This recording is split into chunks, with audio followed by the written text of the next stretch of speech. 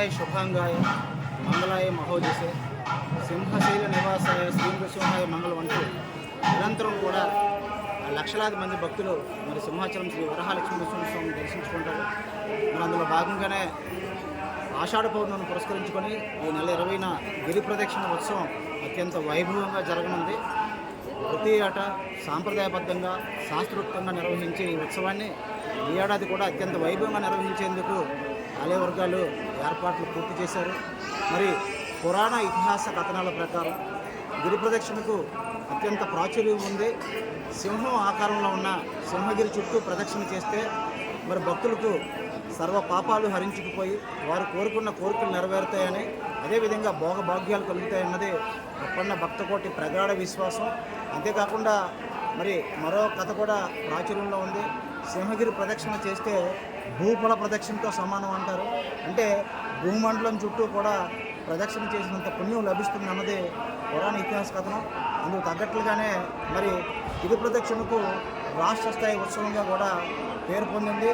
మరి మా చిన్ననాటి నుంచి కూడా ఇక్కడ గిరి ప్రదక్షిణలో పాల్గొంటూ వస్తున్నాను.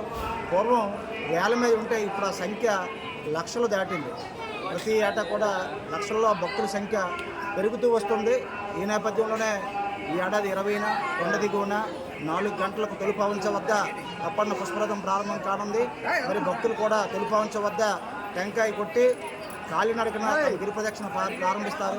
పాతడివరం, మురసర్లోవ, హనుమంతువాక, పాత వెంకోజీపాలెం చేరుకొని అక్కడ సముద్ర తీరంలో పుణ్య స్నానాలు ఆచరిస్తారు.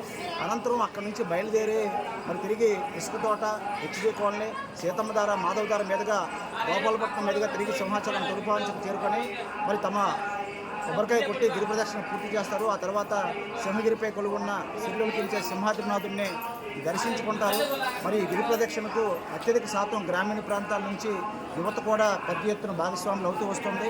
మరి అటువంటి ఉత్సవం మరి క్రమేపీ కూడా భవిష్యత్తులో అతి పెద్ద ఉత్సవంగా రూపాంతరం చెందుతుంది. భారతదేశంలోనే సింహాచలం గిరి ప్రదక్షిణ అంటే అతి పెద్ద ఉత్సవంగా ఖ్యాతిని ఆర్జించనుంది.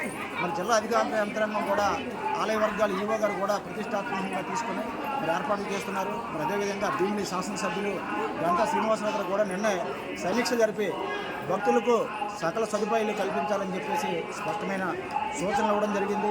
మరి ధర్మకర్తల మండలి ప్రత్యేక ఆహ్వానితులుగా, ధర్మకర్తల మండలి సభ్యుడిగా, చందనోత్సవ కమిటీ సభ్యుడిగా ఈ గ్రామంలో పుట్టిన నేను స్వామి సేవ చేసుకునే అవకాశం రావడం నా పూర్వజన్మ సుకృతంగా భావిస్తూ భవిష్యత్తులో కూడా సింహాచలం ఉత్సవాల్లో పెద్ద ఎత్తున లక్షల్లో భక్తులు వస్తున్నారు కాబట్టి వారికి మరిన్ని సదుపాయాలు కల్పించే దిశగా ఆలయ అధికారులు ఇప్పటికే కృషి చేస్తున్నారు.